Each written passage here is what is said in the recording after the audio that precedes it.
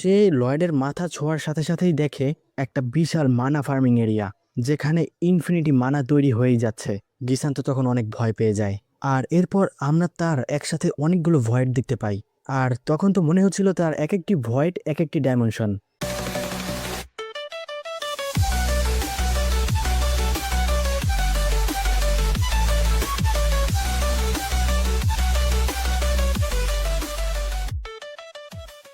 সবাইকে ঈদ মোবারক, ঈদ মোবারক, ঈদ মোবারক। তো গাইস, এই রমজানে আমি আপনাদের জন্য কিছু করতে পারিনি। কোনো স্পেশাল ভিডিও আনতে পারিনি। অর্থাৎ আমাদের চ্যানেলটা যেহেতু স্টার্ট আপ অবস্থায় আছে, তাই এই দিকে এত মনোযোগ দিতে পারিনি। তবে পরবর্তীতে আপনাদের জন্য মজাদার কিছু করার চেষ্টা করব। পরবর্তী রমজানে। হ্যালো গাইস, কি অবস্থা সবার? কেমন আছেন সবাই? আজকে আমি আপনাদের জন্য আবারও নিয়ে আসলাম নতুন একটি এক্সপ্লেনেশন ভিডিও।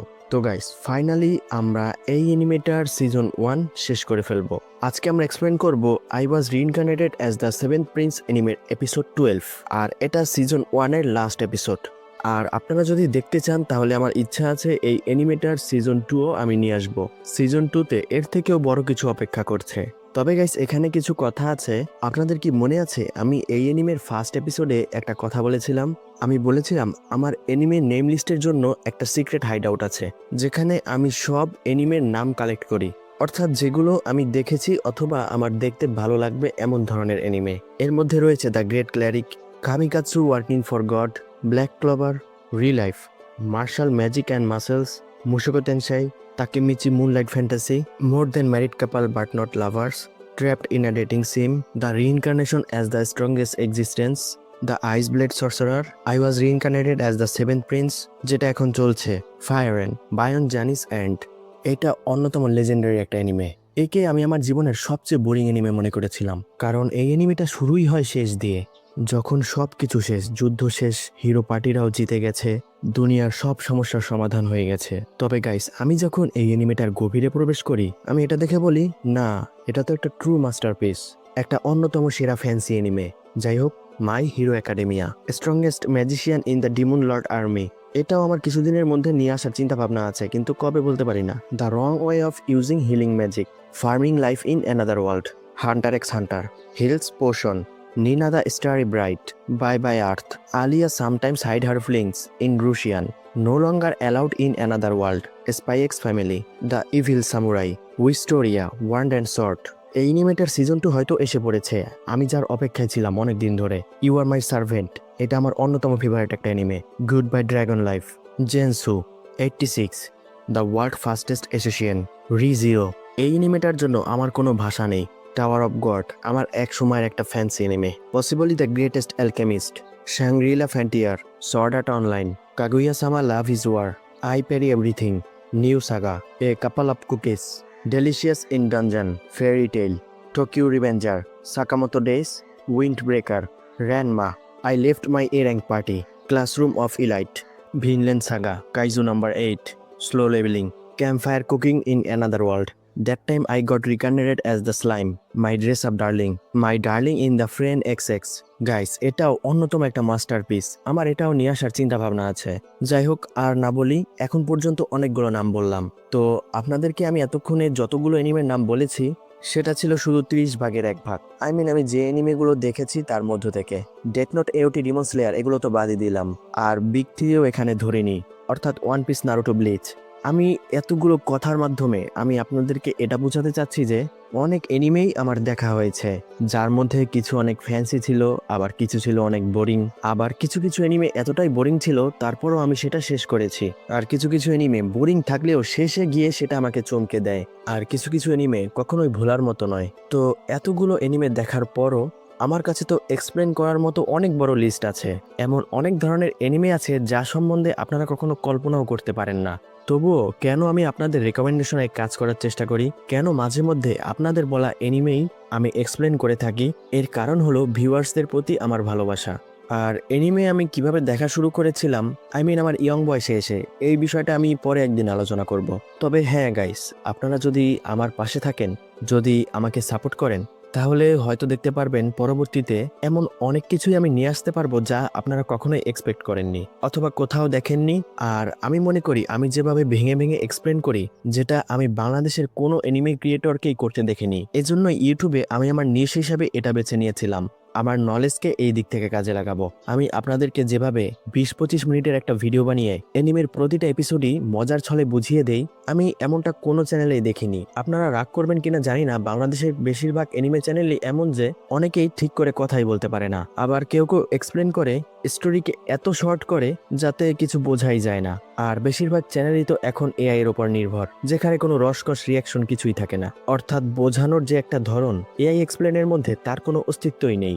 যাই হোক গাইস, এতগুলো কথা বলার আমার একটাই কারণ যে আপনারা যদি আমার পাশে থাকেন, আমার ভিডিওগুলোকে বেশি বেশি শেয়ার করেন এবং আমাদের কমিউনিটিকে আরো বড় করে তোলেন, তাহলে প্রতিনিয়তই আমার কাছ থেকেও আপনারা ভালো কিছু পাবেন। আমি আপনাদের সামনে অনেক অসাধারণ অসাধারণ অ্যানিমের স্টোরি টেলিং নিয়ে আসার চেষ্টা করব। তো গাইজ, এখন আমরা 7th প্রিন্স অ্যানিমের এক্সপ্লেনেশনে ফিরে আসি। এই অ্যানিমেটার সিজন 2 যদি আপনারা দেখতে চান, আমাদের চ্যানেলে এই ভিডিও থেকে আমি কমপক্ষে 10 জন সাবস্ক্রাইবার দেখতে চাচ্ছি। তো যারা যারা এই এপিসোডটা দেখবেন এখনো সাবস্ক্রাইব করেননি, তারা অবশ্যই সাবস্ক্রাইব করবেন। আর এই ভিডিও থেকে যখন 10 জন নিউ সাবস্ক্রাইবার আসবে, এই ভিডিওটা দেখে, তখন আমি সিজন 2 এক্সপ্লেন শুরু করব। আর গাইস, সিজন 2 এর প্রথম এপিসোড পুরাই মাথা নষ্ট। আর সিজন 2 এর এপিসোড 1 এ এমন কিছু আছে যেটা আপনাদের অবশ্যই জানা দরকার, আপনাদের এত টাইম নষ্ট করে এই সিজন 1টা সম্পূর্ণ দেখার পর। তো সিজন 2 এর এপিসোড 1 যদি দেখতে চান, তাহলে সবাই চ্যানেলটিকে সাবস্ক্রাইব করুন। তো চলুন গাইস, আর কথা না বাড়িয়ে শুরু করা যাক 7th প্রিন্স অ্যানিমের সিজন 1 এর লাস্ট এপিসোড। গল্পের শুরুতেই আমরা দেখতে পাই, আগের এপিসোডে আমরা যা দেখেছিলাম, লয়েড বুঝতে পারে যে জেড আর বেঁচে নেই। তারপর সে গিসানকে উড়াধুরা ধোলাই শুরু করে, আর সে গিসানকে মারতে মারতে পাগল বানিয়ে ফেলে। তখন তো গিসানও রেগে মেগে একসাথ। তখন গিসান একটা ম্যাসিভ স্পিয়ার তৈরি করে। এরপর এপিসোড 12 এর শুরুতেই আমরা দেখতে পাই, আগের এপিসোডের ওই সিনটি আবার দেখানো হয়। গিসান একটা ম্যাসিভ মানা স্পিয়ার তৈরি করেছে। তখন তো গিসানের নিজের ক্ষমতায় বিশ্বাস একেবারে পিক পয়েন্টে। তারপর গিসান তার ইমমর্টাল ডার্ক স্পিয়ারটি লয়েডের দিকে ছুঁড়ে মারে। ছুরি মারার সাথে সাথেই গিসান দেখে তার ডার্ক স্পিয়ারটি ভ্যানিশ হয়ে গেছে। ওই ডার্ক স্পিয়ার লয়েডের কিছুই করতে পারেনি। তখন তো গিসানও একটা কুতুনি দেয়, গ্রিমও একটা কুতুনি দেয়। এরপর গিসান চেঁচামেচি শুরু করে। গিসান বলে, আরে এটা কি, কোথায় কোথায় গেল আমার ইমমর্টাল ডার্ক স্পিয়ার, কোথায়? তখন তো লয়েড পুরাই ফ্লোতে। লয়েড বলে, আমি ওইটাকে ভ্যানিশ করে দিয়েছি। ঠিক একই ম্যাজিকের মাধ্যমে হিট করে। গাইস, মনে আছে 2 নম্বর এপিসোডের কথা, যেখানে লয়েড অন্য একটা দুনিয়ার দরজা খুলে ফেলেছিল? লয়েড এখানেও সেই পাওয়ারটাই ব্যবহার করেছে। গিসান বলে, তোমার এত বড় সাহস কিভাবে হলো? তাহলে তুমি কি ইমমর্টাল ডার্ক স্পিয়ার ব্যবহার করতে পারো? লয়েড বলে, এটা তার মতোই একটা স্পেল। এটা হলো ভয়েড। এটা টার্গেটকে, হোক সেটা শিল, হোক সেটা ম্যাজিক্যাল অ্যাটাক, হোক সেটা যে কোনো কিছু, তাকে অন্য ডাইমেনশনে নিয়ে যেয়ে ভ্যানিশ করে দেয়। আমি যেমনটা ভেবেছিলাম, শুধু নামটাই আলাদা, কিন্তু দুইটা একই স্পেল। অনেক সময় আগের কথা, আমি এই স্পেল সম্বন্ধে জানার পর অনেক কিছুর উপর ট্রাই করেছি এবং সেগুলোকে ভ্যানিশ করে দিয়েছি। তাই আমার হঠাৎ করে মনে পড়ল, এমন একটা স্পেলের দুইটা আলাদা ইনস্ট্যান্স যদি একে অপরের মুখোমুখি হয় তাহলে কি হবে? সে এটা অনেকবার ট্রাই করেছে, তাও আবার একসাথে। গিসান তো এটা শুনে অবাক। গিসান বলে, আরে থামো, তুমি আগে কি বলছো এসব? তুমি কি জানো একটা ইমমর্টাল ডার্ক স্পিয়ার তৈরি করতে কি পরিমাণ মানার প্রয়োজন হয়? লয়েড বলে, আমি সবচেয়ে বেশি এক্সাইটেড ছিলাম এটা জানার জন্য কি ধরনের অপূর্ব একটা রিয়াকশন দেখতে পারবো এই দুইটার ভিতরে। কিন্তু এর রেজাল্ট তোমার চোখের সামনেই ছিল, যেমনটা তুমি দেখেছো। ভয়েডের দুইটা ইনস্ট্যান্স একে অপরকে নিউট্রালাইজ করে ফেলেছে, যার রেজাল্ট হলো দুইটাই ব্লাস্ট হয়ে যায়। সত্যি বলতে আমিও ততটাই হতাশ হয়েছি তুমি যতটা হয়েছো। গিসান বলে, তোরে আমি ছাড়বো না। একটা ছোট বাচ্চা supreme demon lord art immortal dark স্পিয়ারের কপি করে। তুমি চান্দু এটা খেলতে খেলতে একটার সাথে আর একটা ভুলে বাড়ি দিয়ে ফেলাইছো, তারপর ওই দুইটা ফাইটে গেছে। তুমি আমার সাথে মস্করা করতেছো নাকি? আমারে বলদ পাইছো নাকি? 2 দিনের পোলা হইয়া ডিমন লর্ডের সাথে লাফালাফি করো। আমি তোমার শরীর দখল করে ফেলবো। এরপরে ওই মানা আমি কোনো না কোনো কাজে ব্যবহার করব। এক কথায় বললে, গিসান লয়েডের মানা দেখে পাগল হইয়া যায়। ওর মাথা পুরাই নষ্ট হয়ে গেছে। তখন তো লয়েড গিসানের কথা আক্কুইরা শুনতেছে। লয়েড তো ভাবে, বান্দা সব কি কইতাছে। তখন গিসান লয়েডের পেছনে টেলিপোর্ট হয়ে লয়েডের মাথা ধরে ফেলে। সে লয়েডের মাথা ছোঁয়ার সাথে সাথেই দেখে একটা বিশাল মানা ফার্মিং এরিয়া, যেখানে ইনফিনিটি মানা তৈরি হয়েই যাচ্ছে। গিসান তো তখন অনেক ভয় পেয়ে যায়। আর এরপর আমরা তার একসাথে অনেকগুলো ভয়েড দেখতে পাই। আর তখন তো মনে হচ্ছিল তার এক একটি ভয়েড এক একটি ডাইমেনশন। তখন তো গ্রিম আবার ভয় পেয়ে যায়। গ্রিম বলে, আমি ভেবেছিলাম আমি জানি এই ছোট্ট ছেলেটার মানা সম্পর্কে, কিন্তু আমার তো কিছুই জানা নেই, এই ছেলেটার মা না। তখনই আমরা দেখি লয়েড বলে, আমি তোমাকে শুধু একটা কথাই জিজ্ঞেস করব, যদি আমি তোমাকে ভয়েড দিয়ে মারি তাহলে মরে যাবে? তখন তো ওই একগুচ্ছ ভয়েড, বলতে পারেন একগুচ্ছ ডাইমেনশন, অনেক স্লো মোশনে গিসানের দিকে এগিয়ে যাচ্ছে। বাট ওই স্লো মোশনটাই হয়তো অনেক ফাস্ট ছিল, যেটা বলে বোঝানো যাচ্ছে না, যদিও দেখেও বুঝতে পারবেন না। যাই হোক, তখন গিসান তো সাথে সাথেই ওই ভয়েডগুলোর মাঝখান থেকে টেলিপোর্ট হয়ে যায়। এরপর ওইদিকে আমরা দেখি অ্যালবার্ট আর ডায়েন একসাথে দাঁড়িয়ে আছে। তারা পানির গরম বাষ্পের কারণে কিছুই দেখতে পাচ্ছে না। আর র্যান ডেমনদের বিষের মাধ্যমে অ্যাটাক করছে। র্যান সব ডিমনদের চারপাশে বিষ ছড়িয়ে দিয়েছে। তখন অ্যালবার্ট বলে, আমরা দেখতে পাচ্ছি না তো কি হয়েছে, আমাদের সাথে লিরু, শিরো আর সিলফা তো আছে, তাদের ঘ্রাণ শক্তি আমাদের শত্রু খোঁজার কাজে আসবে, তো সবাই প্রস্তুত হও। তখনই সিলফা একটা জিনিস লক্ষ্য করে। সিলফা বলে, আরে এটা তো অদ্ভুত, আমরা সব ডিমনকে দেখতে পারছি না ঠিকই, কিন্তু যাদেরকেই দেখছি তারা অনেক স্লো মুভ করছে, আর হঠাৎ করে বাতাসে একটা মিষ্টি ঘ্রাণ পাচ্ছে, অর্থাৎ সিলফা এখানে র্যানের বিষের ঘ্রাণ পাচ্ছে। তখনই র্যান সিলফাকে বলে, শোনো, থামো, বেশি ঘন ঘন নিঃশ্বাস নিও না, এটা বিষ, ব্ল্যাক ফ্রক, বাটারফ্লাই ডান্স। আমি এটা তোমাদের নিকটে যাওয়া থেকে থামাতে পারি, কিন্তু আমি এখন পর্যন্ত এটাকে ঠিকঠাকভাবে বসে আনতে পারিনি। সিলফা বলে, বিষ ছড়ানো ব্লাইটেড? র্যান বলে, আমি আর কাউকেই ওদেরকে হত্যা করতে দিব না। সিলফা বলে, তুমি তো শুধু ডান্সই করতে পারো, এতে আর কি বা হবে? র্যান বলে, এটা কোনো সাধারণ ডান্স নয়, আর এর মাধ্যমে আমি বিষ ছড়াতে সাহায্য পাই। ওইদিকে আমরা দেখতে পাই লয়েড বলে, এখন পর্যন্ত বুঝতেই পারলাম না যে এখানে আসলে কি হচ্ছে, অর্থাৎ এই সম্পূর্ণ জায়গাটা ধোঁয়ায় কিভাবে ভরে গেল এটা অ্যালবার্ট এখনো বুঝতে পারেনি। অ্যালবার্ট আরো বলে, এই অন্ধকারে কিছুই দেখা যাচ্ছে না, যদি সূর্য উঠে যায় সবকিছু আরো ভালোভাবে বোঝা যাবে। আর সবাই ঘন ঘন নিঃশ্বাস নিও না, তা না হলে লাঞ্চের ভেতরে বিষ এসে পড়বে। তবে এমনটা কেন হচ্ছে? এতক্ষণে তো সূর্য উঠে যাওয়ার কথা। ডায়ান বলে, হয়তো এই ধোয়ার জন্য কিছু দেখা যাচ্ছে না, একটু সাবধানে থাকবে অ্যালবার্ট। অ্যালবার্ট বলে, ঠিক আছে। তখন গ্যালিলিও বলে, তাহলে আসলে এই ধোঁয়াটা একটা বাষ্প। ব্যাবিলিয়ন বলে, এটা তো রাতের অন্ধকার মনে হচ্ছে না। এরপর আমরা দেখি ওইদিকে ওই ম্যাসিভ ভয়েডগুলো একসাথে যুক্ত হয়ে একটা সুপার ভয়েডে পরিণত হয়, আর সেটা গিসানকে আকর্ষণ করে ভিতরের দিকে টেনে নিয়ে যাচ্ছে। তখন তো গিসান বলে, এ কি, আমি তো আর রিজেনারেট করতে পারছি না, আমার শ্যাডো উলফও কাজ করছে না, এটা আমাকে ভিতরের দিকে টানছে, তাও আমার মানার সাথে, মনে হচ্ছে জেডের দেহ ছাড়তে হবে। তখনই জেডের দাঁত গিসানকে কামড়ে ধরে। তখন গিসান বলে, তাহলে আমি কি আসলেই হেরে যাচ্ছি, আমার মৃত্যুর দিকে ধাবিত হচ্ছে? এত শক্তিশালী পাওয়ার, এটা থেকে বের হওয়া অসম্ভব। তখন গিসান অ্যাক্টিং শুরু করে। গিসান বলে, হেই প্রিন্স, আমি জেড, আমি আসলেই জেড। গিসান আমার দেহ থেকে চলে গেছে, আর এটা শুধুই তোমার জন্য সম্ভব হয়েছে, আর তাই আমি এখন সম্পূর্ণ সজ্ঞানে আছি। তখন তো লয়েড তার হাতে ভয়েড কন্ট্রোলার অ্যাক্টিভেট করে, আর একটা সুপার ভয়েড তার সামনে নিয়ে আসে। তখন গিসান আরো বলে, শোনো, অ্যাটাক করা থামিয়ে দাও, আমি আসলেই এখন জেড। তখন তো গিসান অ্যাসাসিন গিল্ডকেও বোকা বানানোর চেষ্টা করে, তাদেরকে বলে, শোনো বন্ধুরা, তোমাদের মধ্য থেকে একজন একটা কাজ করো, এই পাগলটাকে মেরে ফেলো, আমাকে বাঁচাও তোমরা। তখন লয়েড তার আঙ্গুলের ডগায় থাকা ভয়েডটাকে পিষে ফেললে গিসানও ওই দুইটা ম্যাসিভ ভয়েডের ভিতরে পিষে ভ্যানিশ হয়ে যায়। আর এখানেই শেষ হয়ে যায় গিসানের গল্প, এবং সবকিছুই স্বাভাবিক হয়ে যায়। তখন আমরা আসল জেডের একটা ভিশন দেখতে পাই, যে লয়েডের সামনে অবস্থান করছে। ওই সময় গ্রিম আর লয়েড আবেগ আপ্লুত হয়ে পড়ে, আর জেড তাদের সামনে একটা হাসি দেয়, আর এখান থেকেই জেডের গল্প শেষ হয়ে যায়। তখন আমরা একটা নতুন দিনের সূর্য দেখতে পাই, যেটা অ্যাসাসিন গিল্ডের দেখার ইচ্ছা ছিল। ডালিয়া আর গ্যালিলিও বলে, হঠাৎ রাতটা সরে গেল। তখন র্যানের জেডের একটা কথা মনে পড়ে যায়। জেড বলছে, তোমরা কি ওই গল্পটা শুনেছ? এটা সেভেন্থ প্রিন্সের একটা কাল্পনিক গল্প। গ্যালিলিও বলছে, সেভেন্থ প্রিন্সের গল্প? আমি তো তার নামও জানি না, সে সিংহাসনের উত্তরসূরিও নয়। জেড বলে, আসলে বিষয়টা এমন না, অনেক লোক আছে যারা এমনটা বলে। সে যেদিন জন্ম হয়েছিল সেদিন একটা দুর্ঘটনা ঘটেছে, ক্যাসেলের এক পাশ আগুনে সম্পূর্ণ ঝলসে যায়। ডালিয়া বলে, হ্যাঁ, আমার একটু একটু মনে পড়ছে, গল্প অনেকটা এমন ছিল, হঠাৎ করে একটা ফায়ার ব্লাস্ট হয়, তাই না? জেড বলে, হ্যাঁ অবশ্যই, এমনটা বলা হয়, ওইটা আসলে প্রিন্সই করেছিল। সেভেন্থ প্রিন্স জন্ম হওয়ার সাথে সাথেই এমন একটা ভয়ানক স্পেল করে ফেলে। গ্যালিলিও বলে, যত সব অযথা কথাবার্তা। ব্যাবিলিয়ন বলে, তোমার এখন এই গল্পটা বলার কারণ কি? জেড বলে, আসলে এর জন্য কোনো কারণ নেই। ব্যাবিলিয়ন বলে, তাহলে কেন বললে? জেড বলে, কারণ এ ধরনের গল্প বলতে আর শুনতে আসলেই অনেক মজা লাগে। তখন তো র্যান জেডের দিকে এক দৃষ্টিতে তাকিয়েই ছিল।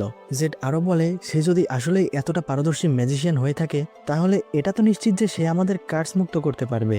তখন তো আমরাও দিনের সূর্যের আলো দেখতে পাবো। তখন গ্যালিলিও একটু চটে যায়। গ্যালিলিও বলে, এসব ফালতু কথা বন্ধ করো, এর থেকে ভালো হবে তুমি আমাদের জন্য কোনো কাজ খুঁজে আনো। জেড বলে, তুমি চুপ থাকো, এমনটা হলেও তো হতে পারে তাই না? গ্যালিলিও বলে, তাহলে ঠিক আছে, আমি কথা দিচ্ছি, যদি আসলেই এমনটা হয় তাহলে আমি আমার বাকি জীবন সেভেন প্রিন্সের সেবায় নিয়োজিত থাকব। তখন তো র্যান তাদের কথা শুনে মন খুলে হাসতে থাকে। জেড বলে, এটা তো ভালো আইডিয়া দিয়েছো, আমরা তার জন্য কাজ করব, আমরা সবাই একসাথে করব। এরপর আবার বর্তমানের সিন দেখানো হয়। জেডের এসব কথা র্যানের মনে পড়ায় সে কান্না করছিল। এরপর সিন চেঞ্জ হয়, লয়েড জেডের সমাধি তৈরি করছে। তখন গ্রিম বলে, আপনি কি আসলেই এ বিষয়ে নিশ্চিত প্রাসাদ থেকে তার সমাধি এত দূরে রাখা? লয়েড বলে, এটা তো আর আসল সমাধি নয়, কারণ ভয়েড সবকিছুই শেষ করে ফেলে, যেখানে কোনো কিছুরই কোনো অস্তিত্ব থাকে না। আর এটা আমি এখানে একটা স্মৃতি হিসেবে তৈরি করেছি। গ্রিম বলে, মাস্টার, আমার এটা দেখে অনেক ভালো লেগেছে যে আপনার ভয়েড সফলভাবে অ্যাটাক করতে পেরেছে। লয়েড বলে, আমি যখন শ্যাডো উলফের ট্রিকটা বুঝে গেছি তখনই এমনটা করতে পেরেছিলাম। শ্যাডো উলফকে বোঝার সাথে সাথেই আমি এমন একটা স্পেল তৈরি করেছি যেটা শ্যাডো উলফকে বাজিমাত দিতে পারবে। এরপর শুধু আমি আমার রিফ্লেক্সের মাধ্যমে ওইটাকে কন্ট্রোল করেছি আর ভয়েড কাস্ট করেছি, আর তখনই সবকিছুই আমার কন্ট্রোলে এসে পড়েছিল। গ্রিম বলে, বাহ মাস্টার, এটা তো আসলেই অসাধারণ। আপনি গিসানের সাথে লড়াই করতে করতে এত শক্তিশালী অ্যাটাক বানিয়ে ফেলেছেন যেটা শ্যাডো উলফের থেকেও চমৎকার। লয়েড বলে, অযথা কথাবার্তা বন্ধ করো, ওই ডিমন লর্ডটা আসলেই অনেক শক্তিশালী ছিল। এত ফাস্ট অ্যাটাকের মধ্যে ওই স্পেলটাকে বুঝে ওঠা খুবই কষ্টসাধ্য ছিল, নাহলে তো আমি হেরেই যেতাম। তবে তার উপর সঠিক অ্যাটাক করার জন্য আমার যে কোনো মূল্যেই শ্যাডো উলফটা বোঝা দরকার ছিল। আর তার থেকে বড় কথা, সেটা আমি যদি না বুঝতে পারতাম তাহলে সবচেয়ে বড় ক্ষতি আমারই হতো। গ্রিম বলে, কিন্তু আপনি তো শেষমেশ করে দেখিয়েছেন। লয়েড বলে, শ্যাডো উলফের ওই স্পেলটা আমার নিজেকে বাঁচানোর জন্যই করা হয়েছিল। আই মিন গাইস, এখানে লয়েড যখন জেডের ভিশন দেখছিল সেটার কথা বলা হয়েছে। লয়েড আরও বলে, সেই স্পেলটা অনেক ভালো কাজ করেছে, সেটা না থাকলে হয়তো আমার পক্ষে কিছু করা সম্ভবই হতো না। জেড হয়তো মরার আগে এই স্পেলটা করে দিয়ে গেছে, হয়তো সে ভেবেছিল কেউ না কেউ একদিন আসবে আর গিসানকে এসে সে হারাবে। আর জেডের ওই স্পেলই অনেক শক্তপোক্তভাবে গিসানকে আটকে রেখেছিল, যার কারণে আমি গিসানকে শেষ করতে সক্ষম হয়েছি। আসলে আমি এই ফাইটটা জিততে পারিনি, জেড জিতে গেল। তখন তো র্যান এসব কথা লুকিয়ে শুনছিল। তখন তারা নীরবে বসে থাকে। র্যান ভাবে, আমি লয়েডকে বলতে চাই সে আমাদের কত বড় উপকার করেছে। তারপর এটা বলতে না বলতেই ওই স্থানে অ্যালবার্ট এসে পড়ে। অ্যালবার্টকে দেখে গ্রিম লুকিয়ে পড়ে। লয়েড বলে, ভাই অ্যালবার্ট, আপনি এখানে? অ্যালবার্ট এসেই বলে, এটা কার সমাধি? তখন লয়েড হাঁকলাতে থাকে। অ্যালবার্ট বলে, এটা অ্যাসোসিন গিল্ডের লিডার এবং লর্ডসের পুরাতন রুলার জেডের সমাধি, তাই না? আসলে সম্পূর্ণ গল্পটাই আমাদের জানা। জেড বিদ্রোহ করে দেয়, তারপরে আপনার কাছ থেকে সাহায্য চাওয়া হয়, কারণ আপনি যে সর্সারির অনেক বড় মাস্টার, তাই না? লয়েড বলে, বিদ্রোহ? অ্যালবার্ট বলে, জেডও একজন সর্সারার ছিল, তাই তার জন্য আপনার সাহায্য তো দরকার ছিলই। কিন্তু পরে তাদের সামনে ডিমন এসে পড়ে, যাদের মধ্যে একটি ডিমন জেডের শরীরে প্রবেশ করে। লয়েড বলে, হ্যাঁ হ্যাঁ ঠিক বলেছ। আই মিন লয়েড এটা জানে না যে র্যান অ্যালবার্টকে একের গল্প শোনাইছে, তাই অ্যালবার্টের সব কথাতে লয়েড হ্যাঁতে হ্যাঁ মিলাচ্ছে। অ্যালবার্ট আরও বলে, সে আমাদের এটাও বলেছে যে তারা কিভাবে বসবাস করত, কিভাবে থাকতো, আর তাদের স্বপ্ন কি, তাদের জীবনের লক্ষ্য কি। তারা এখন থেকে এখানে সূর্যের আলো অনেক সুন্দরভাবে দেখতে পাবে। আর আপনি ওদের জন্য যা যা করেছেন, বিশেষ করে একটা ডিমন লর্ডকেই হারিয়ে দিয়েছেন, আর তাই আমি আমার ছোট ভাইকে নিয়ে গর্ববোধ করি। আর আপনি আসলেই অনেক ভালো মানুষ। তবে দুঃখজনক এটা যে এই বিষয়টার সমাধান এত সহজে হবে না। আমরা অ্যাসাসিন গিল্ডকে বন্দি করে ফেলেছি। র্যানকে খুঁজে পেলে আমরা তাকেও বন্দি করব। লুকিয়ে থাকা তারা সবাই অনেকগুলো হত্যাকাণ্ডের সাথে জড়িত। তারা রাজপরিবারের একজনকে অপহরণ করেছে, তারপর তাকে লড়াইয়ের দিকে ধাবিত করেছে। এটা অনেক বড় একটা অপরাধ। তারা বলেছে তারা প্রায়শ্চিত্ত করতে চায়, তারা বাকি জীবন আপনার সেবায় নিয়োজিত থাকতে চায়। আর যদি এমনটা সম্ভব না হয়, তাদেরকে যেই শাস্তি দেওয়া হবে তারা সেটা মেনে নেবে। আর তারা এই কথাটা মন থেকে বলেছে, তাই আমার মনে হয় না তাদেরকে বন্দি করাটা ঠিক হবে। এখন লয়েড, সিদ্ধান্ত আপনার। এটা কোনো পোষা প্রাণী পালার মতো বিষয় নয়। যদি এই আইন ভঙ্গকারী লোকেরা আপনার অনুগত হয়ে যায় এবং তারপর আবার কোনো অপরাধ করে, তাহলে সেটার দায়ভার আপনাকে নিতে হবে। বিশেষ করে তার জন্য যদি রাজপরিবারের কোনো সম্মানহানি হয়। তো লয়েড, এখন বলুন কি সিদ্ধান্ত আপনার? লয়েড বলে, আপনি যাই বলেছেন সব কিছুই ঠিক বলেছেন ভাই অ্যালবার্ট। আমি সবসময় খেয়াল রাখবো যেন তারা আর কোনো অপরাধ না করে। তবুও তারপর যদি কিছু হয়ে যায়, তার সম্পূর্ণ দায়ভার আমি আমার ওপর নিব। অ্যালবার্ট বলে, ভেবে বলছেন তো? লয়েড বলে, হ্যাঁ। তারপর সবাই একটু থমকে যায়। অ্যালবার্ট বলে, সেভেন প্রিন্স হওয়ার মানে এটা নয় যে আপনার যাই মন চাবে আপনি তাই করবেন। লয়েড, আমরা যখন আপনাকে কিছু বলি তার মানে আমরা আপনাকে নিয়ে চিন্তিত থাকি, বরং এটা ভাবি না যে আমরা রাজ পরিবারের সম্মানের চিন্তা করি। আমি আপনাকে বোঝাতে চাচ্ছি, আপনি এটা কখনোই ভাববেন না আপনি সেভেন্থ প্রিন্স, তাই আপনার সবাই পরোয়া করে। বরং আমরা আপনাকে ভালোবাসি। যে কোনো সাহায্যের ক্ষেত্রে আপনি আমাদেরকে অবশ্যই বলতে পারেন। আপনি প্রিন্স পরে প্রথমে আমার ভাই, সবচেয়ে আদরের। তখন তো অ্যালবার্ট লয়েডের সাথে লুতুপুতু করতে থাকে। তখন তো আমরা দেখি তাও ষাঁড় গরুর মতো দৌড়াতে দৌড়াতে তাদের দিকে ছুটে আসছে। তাও বলে, লয়েড, প্রিন্স অ্যালবার্ট, তোমরা কি ঠিক আছো? আমি আইসা পড়ছি। আমি শুনেছি লয়েড বিপদে পড়েছে, তাই আমি ছুটতে ছুটতে এখানে এসে পড়েছি। তখন তো সবাই তাওয়ের দিকে গম্ভীর মুখে তাকিয়ে থাকে। তাও ভাবে একটা সমাধি, আর সে আমাকে চোখ গোড়াচ্ছে কেন? মনে হয় যুদ্ধ শেষ হয়ে গেছে, এখান থেকে চলে যেতে হবে। তাও বলে, আরে আমি জায়গা এনতে, কাম শেষ। তখন অ্যালবার্টও তার পিছু পিছু দৌড়াতে শুরু করে। অ্যালবার্ট বলে, আরে সিলফা, তাকে থামান, আমাদের ওই দিনের জন্য তাকে ধন্যবাদ জানাতে হবে। তখন তো সিলফা এক পা সামনে বাড়ায় তো বাড়ায় না। সিলভার তাওয়ের কাছে যাওয়ার কোনো ইচ্ছাই নাই। তখন গ্রিম বলে, মাস্টার আপনি তো অনেক ভালো। লয়েড বলে, মনে মনে কাহিনী বানাইও না, অ্যাসোসিন গিল্ডের সবাই ভবিষ্যতে সরসরি দুনিয়ার উজ্জ্বল মুখ। আমি এমনটা চাই না তারা এগিয়ে যাওয়ার কোনো সুযোগই না পাক, শুধু এতটুকুই। গ্রিম বলে, ঠিক আছে। তখন তো সিলফা তাওকে ধরে নিয়ে আসে। তাও বলে, আরে বুইরা পাগল মহিলা, আমারে উপরে উঠাইছো কেন? ছাড়ো আমারে, ছেড়ে দাও। তারপর অ্যাসোসিন গিল্ডের সবার হাতের বাঁধন খুলে দেওয়া হয়। গ্যালিলিও বলে, কি হলো, প্রিন্স লয়েড আমাদেরকে বন্দিমুক্ত করেছেন?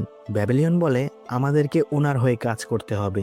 গ্যালিলিও বলে, হ্যাঁ, আমরা ওনার অনুগত থাকব, তাই না জেট? এরপর সিন চেঞ্জ হয়। তাও বলছে, আরে এই টি পার্টির আবার কি প্রয়োজন ছিল? আমি ওই দিন যা করেছিলাম সেটা আমার কর্তব্য ছিল। অ্যালবার্ট বলে, এমনটা বলবেন না। মনস্টার হান্টের সময় আপনি যা যা করেছিলেন তার জন্য আমরা আপনার প্রতি এখনো কৃতজ্ঞ। তাও বলে, এমনটা বলবেন না, আমার লজ্জা করে, আমি এতে একটু নার্ভাস হয়ে যাচ্ছি। গ্যালিলিও ভাবে, ও বিষয়টা তাহলে এমন। অর্থাৎ গ্যালিলিও প্রিন্স আর প্রিন্সেসের কথা ভাবছে। অ্যালবার্ট বলে, আরে চিন্তা করবেন না, এটা জাস্ট একটা ক্যাজুয়াল পার্টি, তাই এখন আনন্দের সময়। তাও বলে, এমনটা হলে যেখানে মজা আছে সেখানে তাও আছে। তাও সিলফাকে বলে, এই পাগল মেয়ে, শোনো, আমার জন্য দ্রুত গিয়ে চা নিয়ে আসো। তখন সিলফা চা এনেই তাওয়ের উপর ঢেলে দেয়। তাও তো তখন রেগে যায়। তাও বলে, আমার উপরে চা কেন ফেললে? তারপর তাও সিলফার সাথে মারামারি শুরু করে। সিলফা বলে, আমি পাগল না, তাই চা ফেলে দিয়েছি। এরপর অ্যালবার্ট অ্যাসোসিন গিল্ডের সবাইকেও ওই পার্টিতে সাদরে গ্রহণ করে, আর তারা প্রিন্স অ্যালবার্টের এমন আপ্যায়ন দেখে অনেক খুশি হয়ে যায়। তারপর তো তারা সবাই পার্টির মধ্যে নাচানাচি শুরু করে, আর ক্রো নিজের মাথায় বিয়ার ঢালতে ঢালতে জেডের স্মৃতিফলক ধরে কান্নাকাটি শুরু করে। তখন তো কিসের অ্যাসোসিন গিল্ড আর কিসের কি, চেনা নাই জানা নাই, তাও গিয়ে ওই স্মৃতিফলক ধরে কান্নাকাটি শুরু করে। আই মিন গাইস, তাওয়ের মাথায়ও লয়েডের মতো মাঝে মধ্যে লাড়া দেয়। ক্রো বলে, তুমি এত দ্রুত আমাদের ছেড়ে কেন চলে গেলে জেড? তাও বলে, হ্যাঁ, এটা তো অনেক দুঃখের বিষয়, তোমার মতো হট একটা পোলা আমার সাথে দেখা করার আগেই মরে গেলে। জেড, সম্ভব হলে তুমি আবার বাইচে ওঠো না রে। তখন তো ব্যাবিলিয়ন তাদের দিকে তাকিয়ে আছে। সে বলে, এখানে আসলে হচ্ছেটা কি? অ্যালবার্ট বলে, তো আসলে টি পার্টি এমন হয়, ভাবছি আমাদের ক্যাসেলেও এমন একটা টি পার্টি রাখা প্রয়োজন। ডায়ন বলে, কইরো না। আই হা গাইস, এরপর আমরা দেখি ডালিয়া অ্যালবার্টের সাথে ফ্লার্ট করে। ডালিয়া বলে, তাহলে তুমি আমাদের সাথে একটা ড্রিঙ্কও নিবে না? অ্যালবার্ট বলে, অবশ্যই না ডালিয়া, কারণ এরপর আমার আরো অনেকগুলো কাজ আছে। তখন তো ডালিয়ার মুখ বাংলার পাঁচের মতো হয়ে যায়। তাও বলে, সে কত কাজ করে? ডায়ন বলে, সে হয়তো জানে না অ্যালবার্ট কতটা পপুলার। তখনই ডালিয়া অ্যালবার্টের উপর তার আই ম্যাজিক কাস্ট করে। ডালিয়া বলে, কেমন লাগলো? আমার ড্রিঙ্ক করে যেমনটা ফিল হবে তোমারও তেমনটাই ফিল হবে। তখন তো অ্যালবার্টের মুখ লাল হয়ে যায়।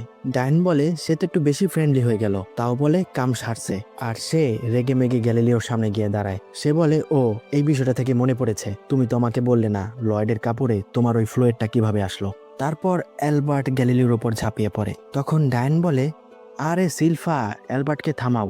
আরে সিলফা কোথায়? সে তো এখানে নেই। ব্যাবিলিয়ন বলে, র্যানকেও তো দেখছি না, আর প্রিন্সেসও নেই। তখন আমরা দেখতে পাই তারা সবাই শাওয়ারে এসেছে। ওই গরম ঝিলের মধ্যে তারা হট স্প্রিং এর মতো উপভোগ করছে। সিলভা বলে, এই পানিটা অনেক রিফ্রেশিং মনে হচ্ছে। প্রিন্সেস বলে, হ্যাঁ, এই নদীটা এখন একটা হট স্প্রিং হয়ে গেছে। সিলভা বলে, হয়তো ওই ম্যাগমার জন্য হয়েছে। এমনটা বলা যায় যে লর্ডসের জন্য একটা নতুন ট্যুরিস্ট ডেস্টিনেশন তৈরি হয়েছে। প্রিন্সেস বলে, তুমিও এমনটাই ভাবছিলে? তখন সিলভা র্যানকে বলে, এই যে মেয়ে, শোনো, তুমিও আমাদের পিছু পিছু এখানে এসে পড়েছো, তাহলে অবশ্যই হয়তো কিছু বলতে চাও। তখনই র্যান উঠে বলে, আসলে মিস সিলভা, আমি লর্ডের জন্য কাজ করতে চাই, ঠিক ওইভাবে যেভাবে আপনি করেন। আমি সবসময় তার পাশে থাকতে চাই। আমি ওনাকে বলতে চাই সে আমাদের কত বড় উপকার করেছে। আর আমি কথা দিচ্ছি, এমন কিছুই কখনোই করব না যার কারণে সে কখনো অখুশি হবে। এই বিষয়টা এমন নয় যার সিদ্ধান্ত আমি নিজে নিতে পারবো। এর জন্য তোমায় তো প্রিন্স লয়েডকেই জিজ্ঞাসা করতে হবে। তখনই লয়েড ওই স্থানে এসে হাজির হয়। লয়েড বলে, ঠিক বলেছ। তখন রেয়ান একটু চমকে যায় এবং সে লজ্জা পায়। সে বলে, আরে আরে, প্রিন্স লয়েড এখানে কি করছে? তখন শিল্পা বলে, আমি একে আমার সাথে নিয়ে এসেছি, কারণ তাকেও তো গোসল করতে হবে, তাই না? সে অনেক অপরিষ্কার হয়ে গেছে। তারপর শিল্পা লয়েডকে ধরে টান দেয়। তখন র্যান বিষয়টা একটু একটু বুঝতে শুরু করে, আর সে ওই দিকে মন না দিয়ে লয়েডের সাথে কথা বলে। সে লয়েডকে বলে, তো আপনি কি রাজি প্রিন্স লয়েড? আমি এখন পর্যন্ত অনেক লোকের যন্ত্রণার কারণ হয়েছি, একটা বিষাক্ত মেয়েকে আপনি আপনার সাথে রাখবেন? লয়েড বলে, তোমার অনেক কাজ করা বাকি আছে র্যান, আর তুমি এখনো নিজেকে বিষাক্ত মেয়ে বলছো? তুমি এখন পর্যন্ত নিজের শক্তির মর্মতা বুঝতেই পারলে না। সত্য কথা বললে তুমি তোমার ওই শক্তি দিয়ে অনেক মানুষের জীবন বাঁচাতে পারবে, যদি তোমার শক্তিকে তুমি সম্পূর্ণরূপে বুঝতে পারো এবং তার কিছু কম্পোনেন্টকে আলাদা করতে পারো। তখন তো র্যান চমকে যায়। র্যান বলে, কি? আমি আমার এই শক্তির মাধ্যমে মানুষের জীবন বাঁচাতে পারবো? লয়েড বলে, বিষ আর ঔষধ একে অপরের বিপরীত দুটি অংশ। তোমার কাজ হলো এই শক্তিকে গভীরভাবে পর্যবেক্ষণ করা এবং তা দিয়ে একটা নর্মাল সরসারি তৈরি করা। তোমাকে অনেক বেশি পরিশ্রম করতে হবে এবং এই ম্যাজিকটা তৈরি করতে হবে। এখন থেকে মনে রাখবে, আমি তোমাকে অনেক বড় একটা কাজ দিয়েছি। তখন তো র্যান আবেগ আপ্লুত হয়ে পড়ে আর তার অতীতের কথা মনে করতে থাকে, আর সে লয়েডের কথাও ভাবে। সে বলে, যখন আমাদের পাশে কেউই ছিল না, তখন লয়েড এসে আমাদের পাশে দাঁড়ায়। সে আমাদেরকে সহযোগিতা করে। সবাই আমাদেরকে অভিশপ্ত বলতো আমরা খুবই খারাপ, কিন্তু আমার যতদূর মনে পড়ে, লয়েড কখনোই আমাদের খারাপ বা অভিশপ্ত বলেনি, এমনটা সে একবারও বলেনি। তখন লয়েড তো র্যানের দিকে তাকিয়ে আছে। লয়েড বলে, যাই হোক, আমার অ্যাডভাইস হলো পরিশ্রম করো। র্যান বলে, ঠিক আছে, আমি মন থেকে পরিশ্রম করব। তখন শিল্পা বলে, তোমার প্রথমে যে বিষয়টায় কাজ করতে হবে সেটা হলো তোমার ম্যানার্স। এখান থেকে এপিসোড শেষ হয়, তবে এন্ডিং সিনে আমরা দেখতে পাই সেলুন কিংডম এবং সেই রাজ্যের হাসি খুশি একটা দৃশ্য। এরপর র্যান একটা মেড ড্রেস পরে, তারপর সে লয়েডের কাছে আসে। তখন শিল্পা লয়েডকে রেডি করিয়ে দিচ্ছিল। তারপর অ্যালবার্ট আর লয়েড রাজদরবারে আসে। ওই সময় লয়েড একটু ঘাবড়েছিল, তবে কিং সেলুম কোনো একটা কারণে খুশি ছিল। সে লয়েডকে কিছু একটা বলার পর লয়েড একটা দীর্ঘ নিঃশ্বাস ফেলে। এরপর সিন চেঞ্জ হয়। আমরা লয়েড আর গ্রিমকে রাজপ্রাসাদের ওই পাতাল লাইব্রেরিতে দেখতে পাই, যেখানে গ্রিম লাইব্রেরির বইগুলো পরিষ্কার করছে আর লয়েড বই পড়ছে। আর এভাবেই যেখান থেকে এপিসোড 1 শুরু হয়েছিল সেখানে গিয়েই শেষ হয়। তো গাইস, এটাই ছিল 7 প্রিন্স অ্যানিমের সিজন 1। আশা করি আপনাদের ভালো লেগেছে। আর সিজন 2ও আমি নিয়ে আসতে চাই, তো এর জন্য সাথেই থাকবেন, পাশেই থাকবেন। তাহলে অবশ্যই আপনারা এই টপিক এক্সএম চ্যানেল থেকে মজাদার কিছু পাবেন। আমি আপনাদের নিরাশ করব না গাইস। আর সত্যি কথা বললে, এই 7 প্রিন্স অ্যানিমে ইসুকাই অ্যানিমের মধ্যে আমার অন্যতম ভালো লাগার একটা অ্যানিমে। যাই হোক, যদি আপনারা সিজন 2 দেখতে চান তাহলে সবাই কমেন্ট করে জানান, এবং যারা চ্যানেলটি সাবস্ক্রাইব করেননি অবশ্যই চ্যানেলটিকে সাবস্ক্রাইব করুন। আর হ্যাঁ গাইস, আপনাদের জন্য আরও একটি ধামাকা আসছে কিছুদিনের মধ্যেই, আপনারা সেটাও দেখতে পাবেন। তবে ওই অ্যানিমেটা সবার জন্য নয়। যাদের মনোবল নড়বড়ে তারা ওই অ্যানিমেটা দেখলে ডিপ্রেশনে চলে যেতে পারেন। যাই হোক, ওই অ্যানিমেটা যখন আনবো তখনই কথা হবে, আজ আর নয়। দেখা হবে পরবর্তী ভিডিওতে।